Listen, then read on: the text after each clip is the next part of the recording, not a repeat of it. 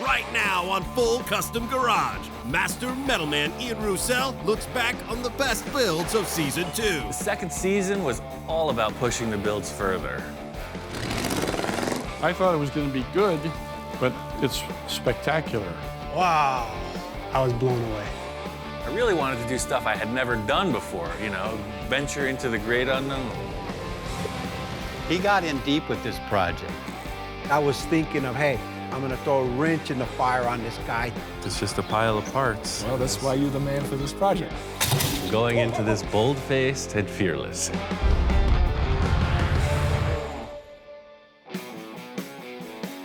First project I wanted to do was a 1948 Packard. It was just sitting around at my friend Don's shop. I wanted to turn it into a custom lead sled for my friend Tom. The biggest challenge in the chop on this Packard was the big bulge in the back of the roof. I took care of that. I wanted to show it to Tom. Uh-oh, there goes the neighborhood. What's up, man? Wow. Got a car. This is the Packard, huh? Yeah. So being excited about seeing this Packard underway, I gave Ian a call and I said, hey, I gotta come down. I gotta take a look at this thing. And just putting it on the ground and chopping the top, he loves it.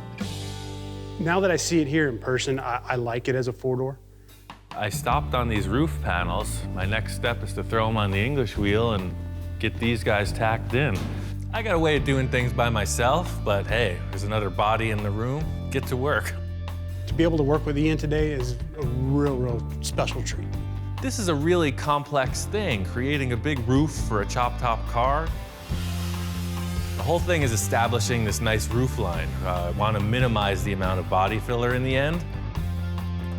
So it's really just like push it, hold it into position, and tack weld it so it stays. You know, it's the stuff you read about in magazines. So I stuck them in the car and had them hold up the sheet metal. I would have to come up with a bunch of weird contraptions to hold it in place. Here he is doing it. He was pretty excited. Ian, in my opinion, is today's Ed Roth.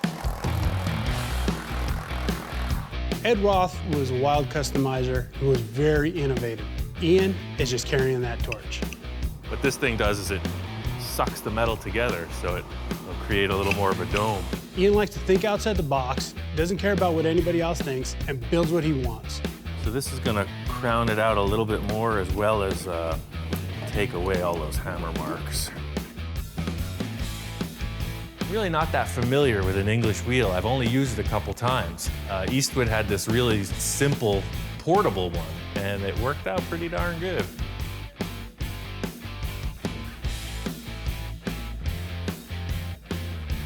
Pretty good. Yep. Getting the sheet metal tacked in place, that's it. That's the car.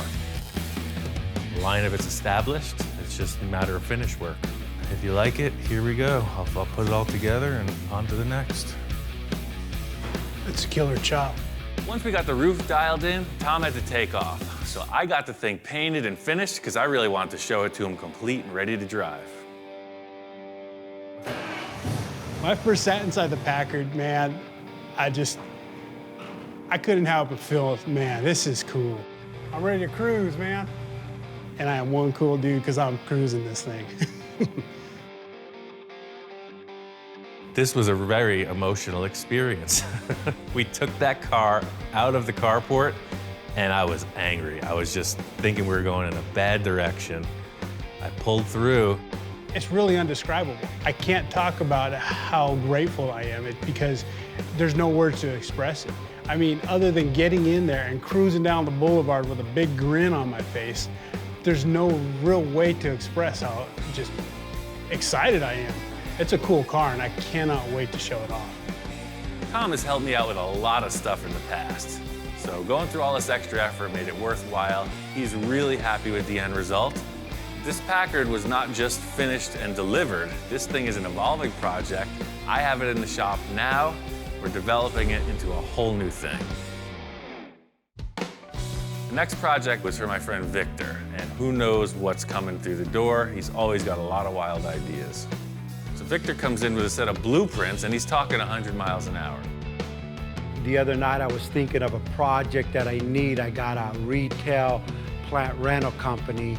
I need for my nursery to have like a little car spectacle, something like people would see like, what the heck is this thing?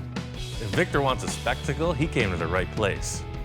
Victor wanted to build this VW kit car. It's called a Boonie Bug. He found these old plans. Remember, like everything we do, this means nothing. This means someone has built something like this, so ours cannot be like this. I think we're gonna take these plans and funkify them. We're gonna go full disco. I think it's gonna be cool. First thing I needed to do was build a framework for the body. It rides on an existing shortened bus chassis, but there's no structure for the whole kit part of it. The whole thing with this vehicle is like a triple threat, right? It's driving around, it's looking so cool. When it's parked, it's doing the same thing. And then the sides fold up, and it still drives around. So it's a quadruple threat. It does 4 things really good. I got the whole structure for the body built. I really wanted to show it to Victor. There's always kind of a friendly competition between us. I wanted to nail my concept and sell him on it. Hey, Ian, what's up? When I first walked in, as usual, more was done than I expected. I love the way you angle that thing. I've been thinking and dreaming about this too since I left. I said, I want to put, kick the angle down. I didn't know it was going to be forward or backward, but you're reading my mind. Instead of the doors like the plan showed, the whole wall is open like that, both of them. That's and then amazing, it says yeah. ultra green, so when you park it. I was thinking of, hey, I'm gonna throw a wrench in the fire on this guy. I'm gonna have him make something raise up because I want my sign to show. And I come in and you raise up the door and my signs go there so the guy like outthinks me.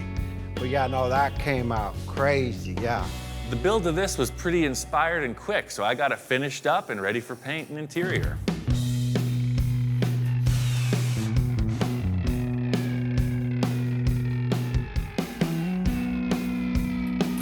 We had no idea what this thing was gonna come out to be. It's beyond my expectations. It's not a show car.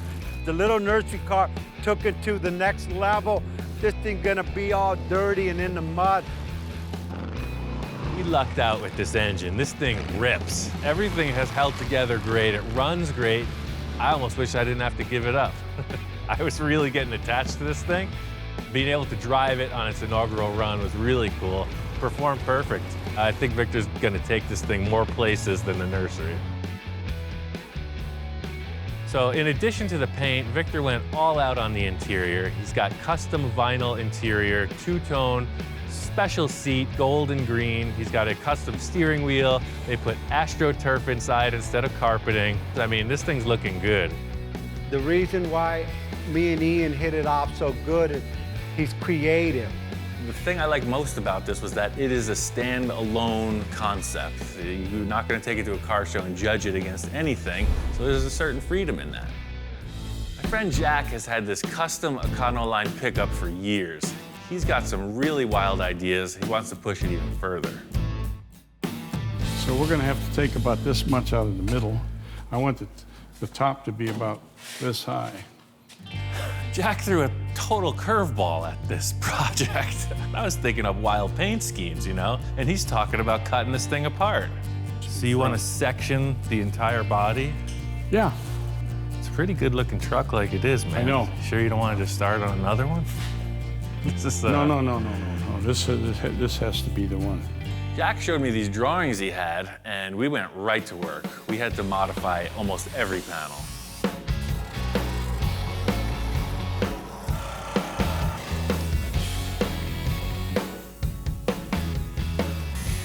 Usually I'm the guy standing back assessing the whole thing, and that's the nice thing about having another professional in the room is you got 4 eyes instead of 2. Still has to come down more, just a hair. Well, 1/8 inch. I don't have any hair. That's good, that's better.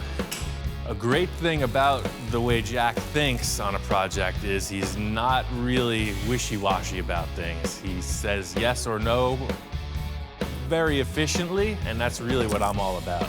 Make a decision, stick it, and move on. Once we got into the back rear window, Jack left the entire thing up to me. Just work through it, make it good. That was a challenge, to say the least.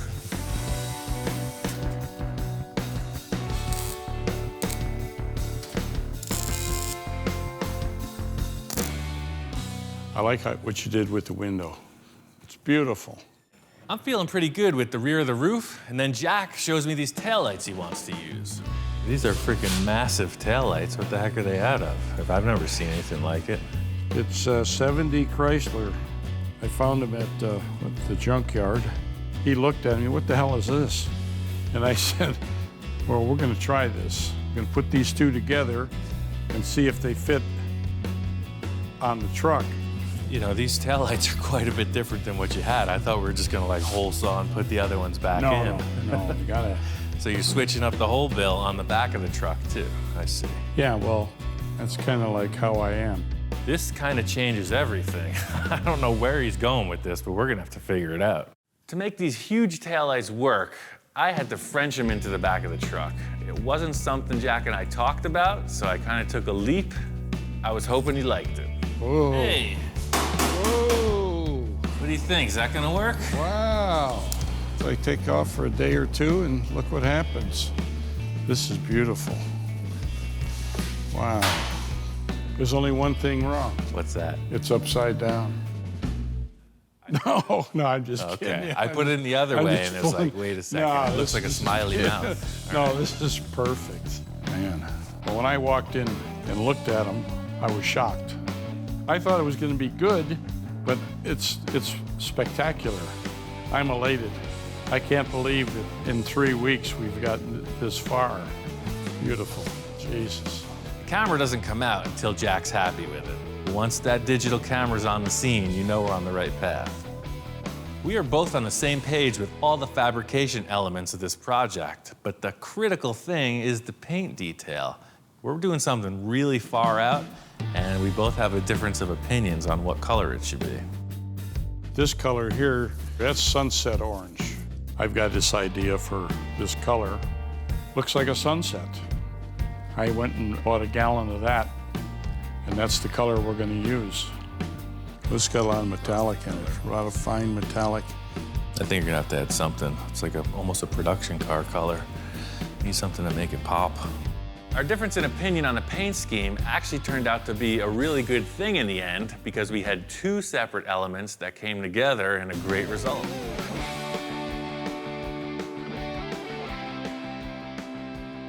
Gene Winfield really inspired the paint job on this. I'm not saying it rivals any of his fades, but it's pretty mellow. It's just the red gradually fades to black right into the rocker panels.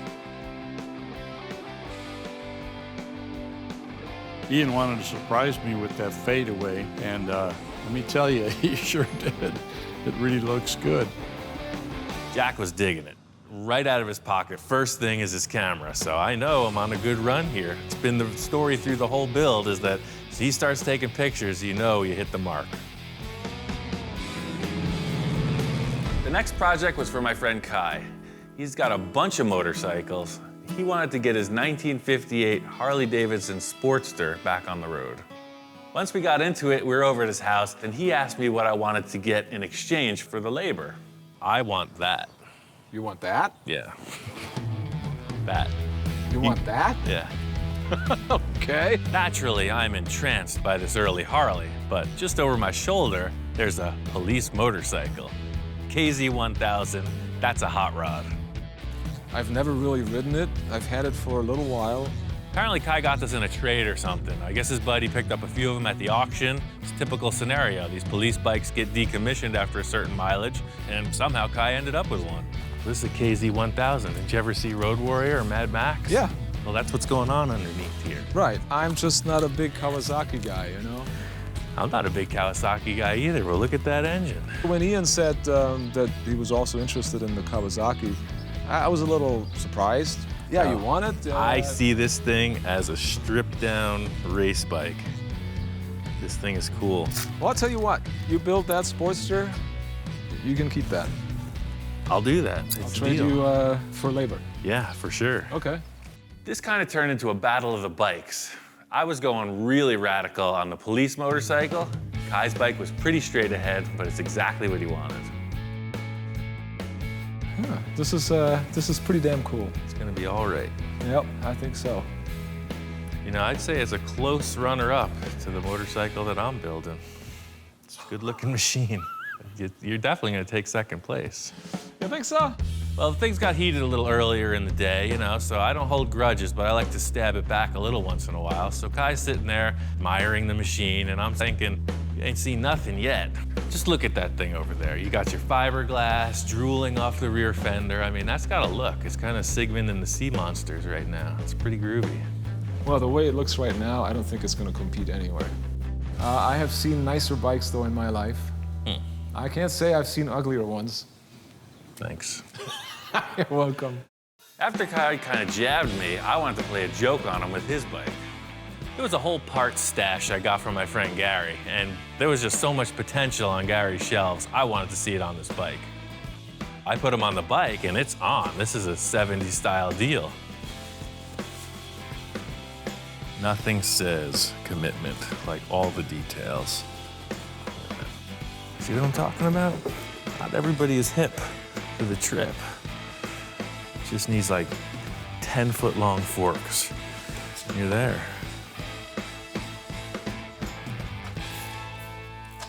Hey, Ian. How's it going? Good, man. Got your bike just about ready to start. Oh, man, check it out. Did a little restyling. Holy moly. Look at this thing. Fishtails and everything. This is terrific, man. I love this. This is great. When I walked in, I was really surprised at how the bike had changed. Yeah, he may have meant it as a joke, but I was digging it. I was loving it. Man, this is awesome. The joke was on me. He walked in and loved it. I thought you were gonna hate it. I guess No, you're I into love it. I love the fishtails. I love the sissy bar. This weird prank actually resulted in a pretty darn good-looking bike. So it was sort of a debate between Kai and I. In the end, he really just wanted to go with something a lot mellower. So I put the exhaust I built on Kai's bike, but I was really itching to show him the progress on mine. So you remember my Sigmund the Sea Monster rear fender? That changed a little bit. Looks nice, man. Yeah. Wow, this is smooth. I took a look at the Kawasaki, and I was actually really surprised at what he'd done. Man, this is It's getting close. nice. In the end, I got my bike wrapped up. It's exactly what I was hoping for. It's just a good, reliable, powerful, fun-to-ride machine.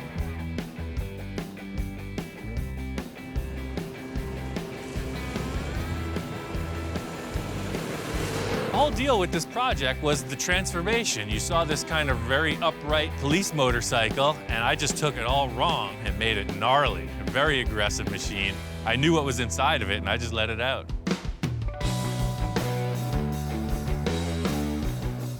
Kai's bike turned out really cool. We got both bikes out here. They're running good. We're just testing them. I love the way it looks. I just love the way it looks. It's old school. The general ride itself was exactly what I hoped for. You know, just smooth and has a lot of power.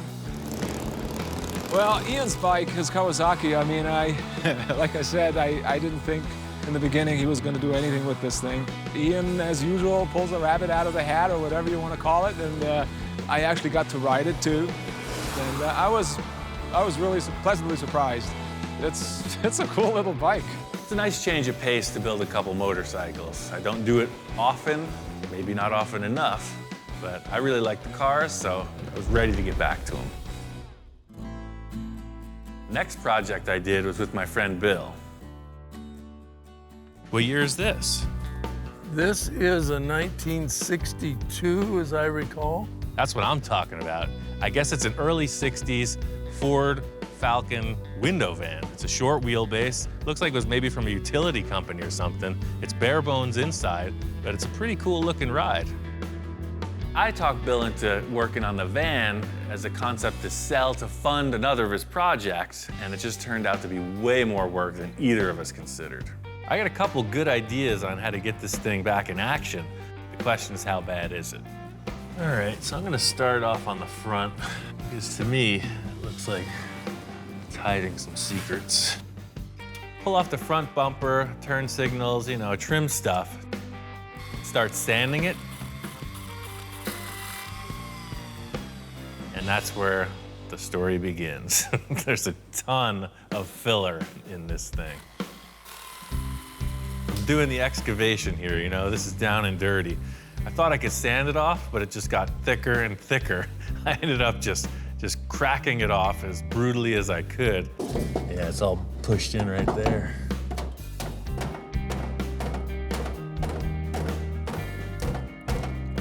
Even though the van looks pretty good, you see it's hiding secrets. Some of my time in Egypt spent doing exactly this type of operation. I'd say there's been a traumatic event. This van ran into something, and then it was repaired really poorly. The easiest solution would be to get a replacement panel, but I think I can just take this thing, reformulate it, and put it back into place. The cool factor about this is that you're not your typical auto body procedure. I'm gonna fire up this torch and get medieval on it. This metal piece was created in a certain shape. The only thing that changed was the collision made it into a different shape. I want to bring it back to the way it was, and that's just done by a series of heating and hammering.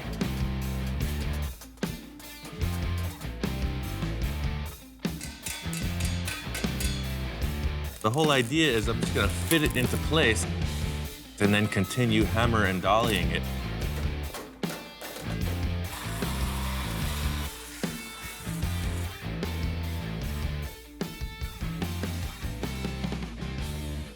The van came out really cool. We got it all finished up and it was ready to show to a potential client. Bill had somebody interested in buying.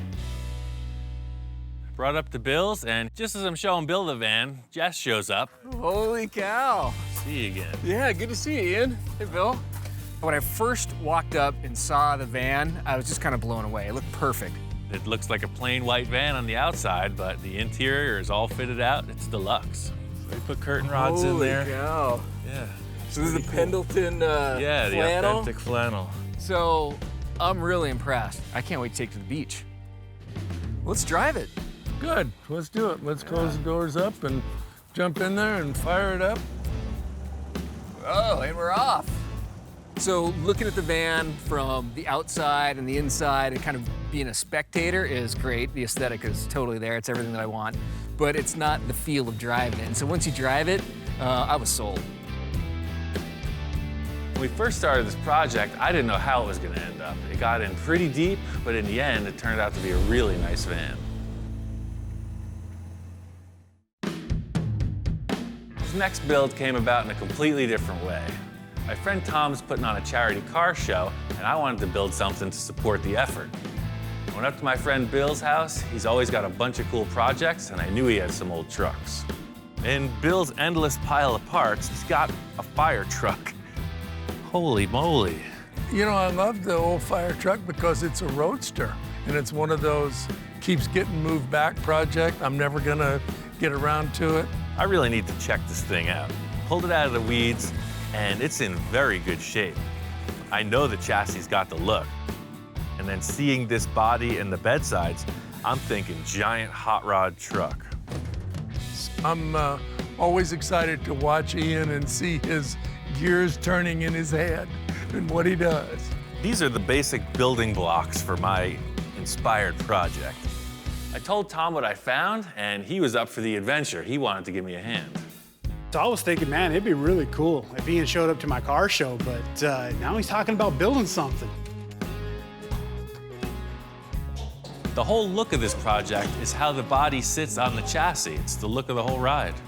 So getting it in place, I could tell right away, and Tom agreed. This thing is way too tall. Look how freaking massive this body is. Yeah, it looks kind of goofy up tall like that. It is, it's way too tall.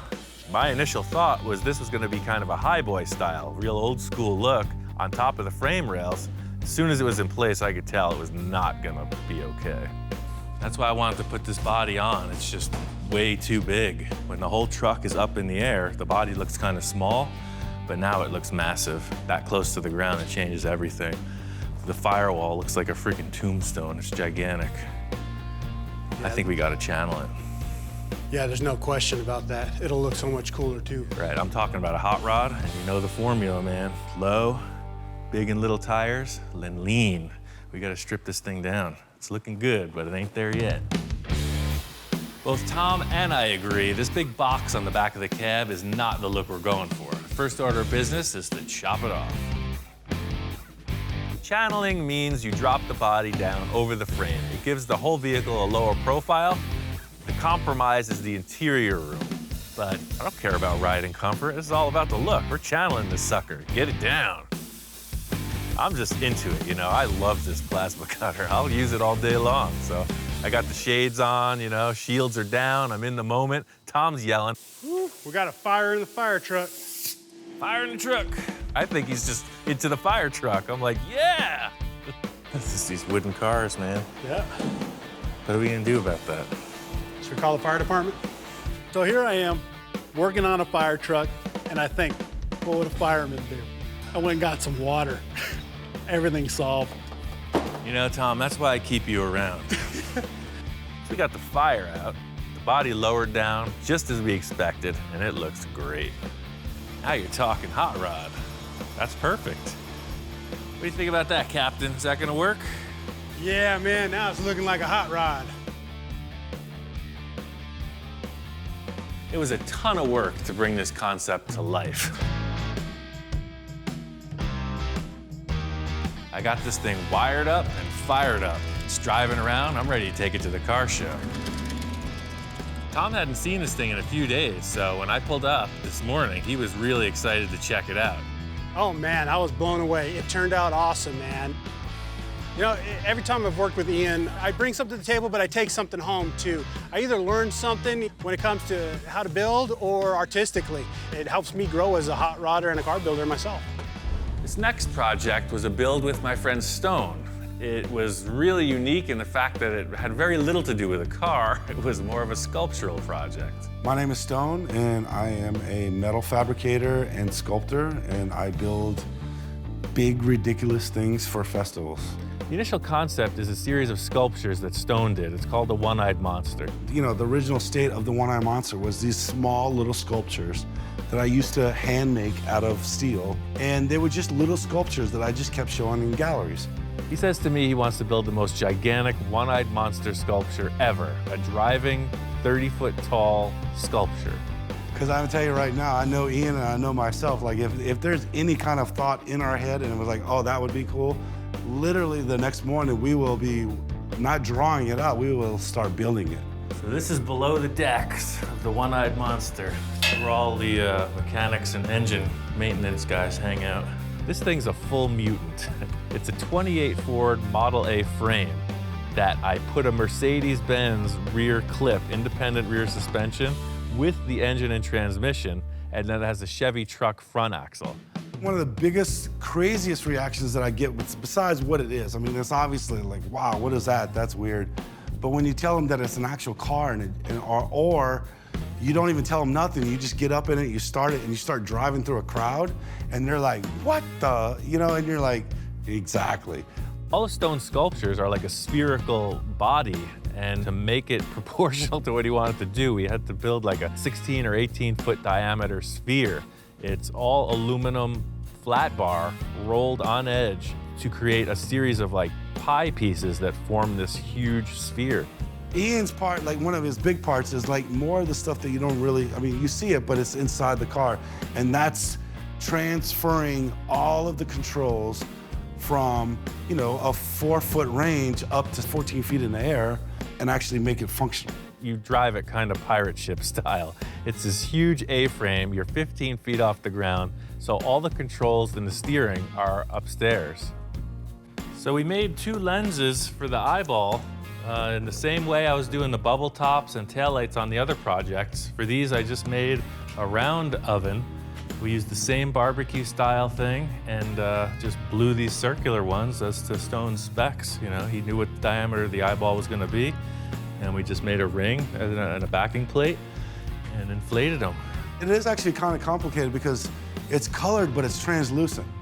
You know, you don't want to paint something because during the day it might look great, right? But at night, that will not look that great 35 feet in the air. You need to light it from behind.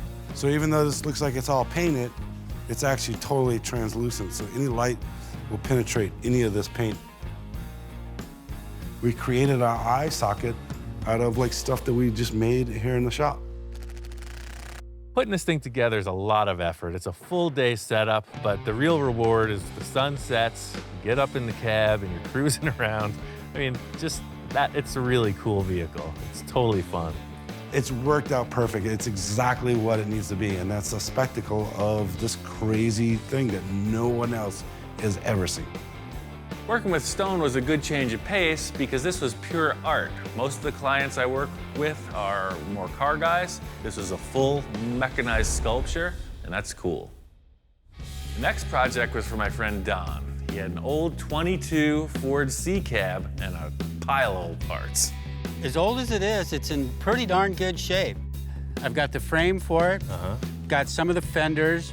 Oh, wow. Yes, this is what started this whole idea. This whole thing started with Don finding this manual hand crank. It's a tow truck winch. It's dated like 1930 or something. Well, that winch has been sitting in storage for 33, 34 years now.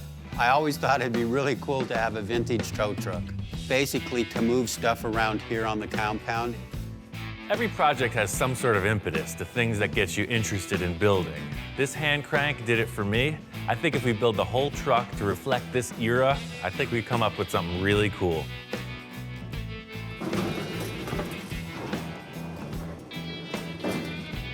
Look at that, just like a glove, Ian. We've got parts from like 4 different decades, and there's a lot of space to fill. There's so many different parts here, it could go in a million different directions. Ultimately, this is going to be a functioning tow truck, so I started working on the rear. I was building the boom, and then Don shows me this gas tank he wants to use. The tank Don showed me is just kind of generic. It looks like something that should be under the bed. This truck's got one lacking area between the bed and the cab, and I think building a custom gas tank is going to set it off. Ian has his own ideas on how this is going to look, and I have my own ideas too, so I'm a little concerned about it.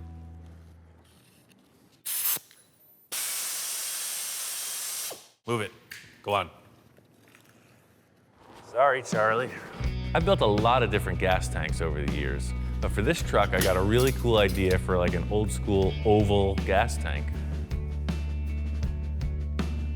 Let's see what happens. From the start of my interest in metalworking, I was really trying to build stuff from scratch, you know, by myself. The reason I started using found objects is because there were curved shapes of metal that were way more accessible, so I could get into the actual building of larger components instead of focusing on these small details on curving metal. Back in the day, they were making some cool stuff out of very basic materials, so I built the thing the same way. Kind of caveman technology, but it works.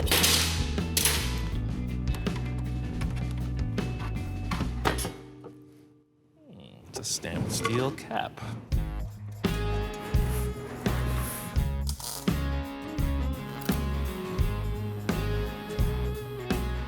I wanted to make this tank and the brackets to hold it look like something you'd see on a vintage work truck. What I'm looking to accomplish here is match this radius with the mellow curve, and then I'm going to pull it tight over a piece of pipe. That way I'll have more of an egg shape instead of a perfect circle.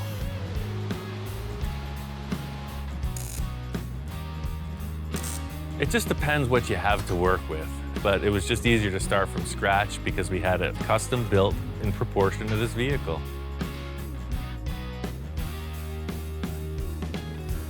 That's what we got, dog. It's interesting the way that ties in between the cab and the bed of the truck to have that space taken up by a fuel tank. It looks absolutely perfect and vintage for that vehicle, too. It's little steps like this that can convert a man like that to the creative process. It's a small victory in this grand war.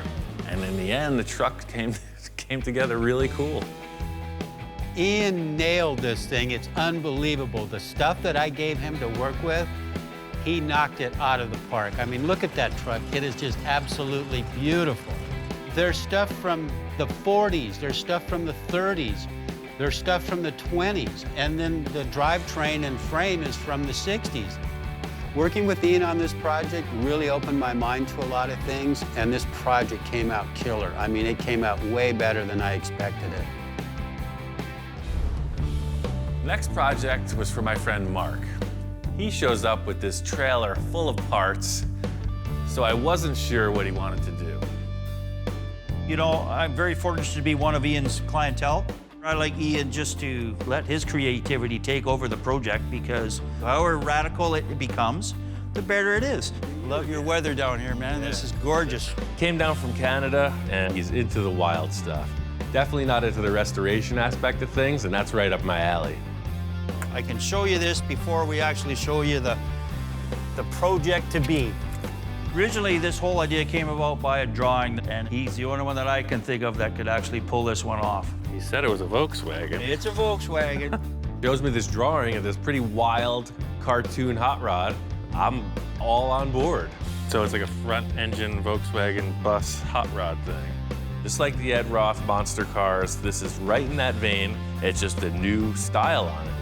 And I think pushing it forward is always really cool. So I was excited to see what Mark had in the trailer. This isn't like the last thing I brought you. Okay. It's in a little more disrepair. That's a mighty short Volkswagen you got there. It was not what I expected.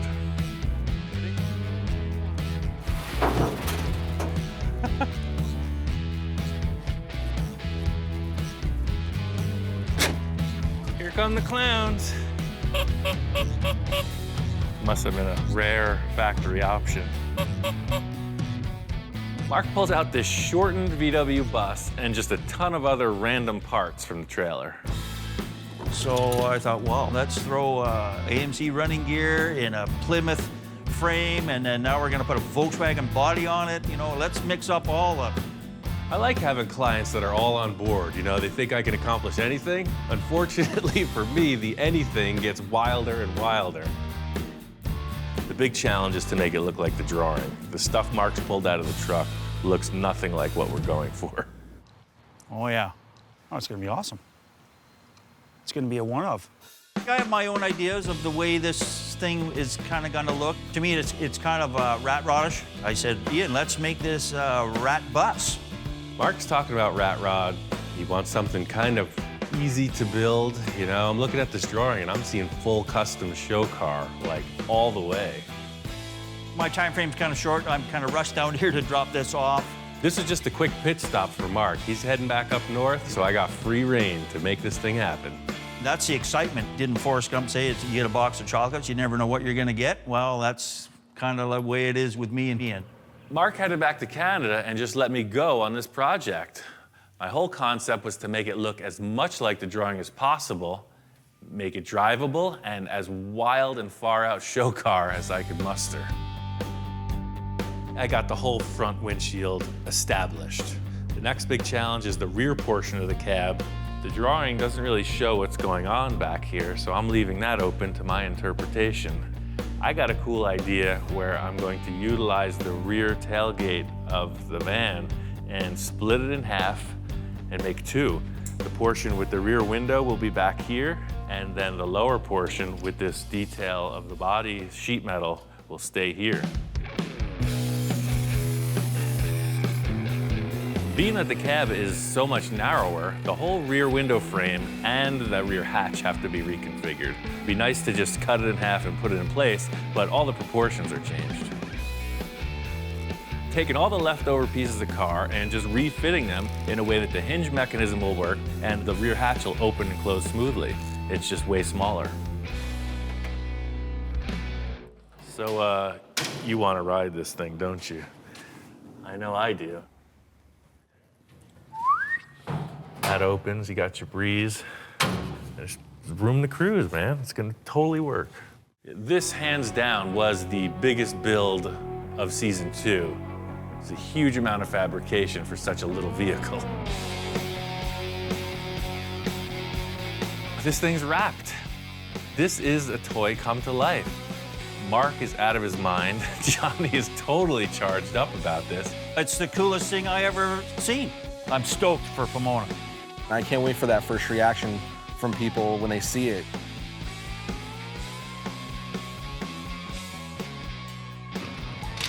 Up to this point, it's been a static piece. Johnny drew it, it's been sitting in the shop, but it's an actual car, it drives around. It's time to take it to the car show. We're out here at Pomona. It's a swap meet car show, the biggest one in the world. Shaka, good job. Pomona, man, beautiful swap meet. I've been cruising around there this morning. Reaction on the car is all thumbs up. Probably the coolest car at the swap meet today. Him cool, him way different. You know, I love it. I had never seen it outside the shop until today. So the windows absolutely glow in the sunlight, and it was like a beacon. People were hypnotized, they were drawn to it, and everybody was digging it. Well, I would think that's probably one of the most unique hot rods I've seen out here in the 30 years I've come out here. There's lots of different things out here, but that one's truly unique. It's the cartoon driving experience that, you know, if you own this, you'll have that, you'll achieve that. It's wonderful, man. This is kind of a step in a new direction for me because it's the wildest design I've ever worked on, and it was dictated by an artist. So it really makes me want to do more.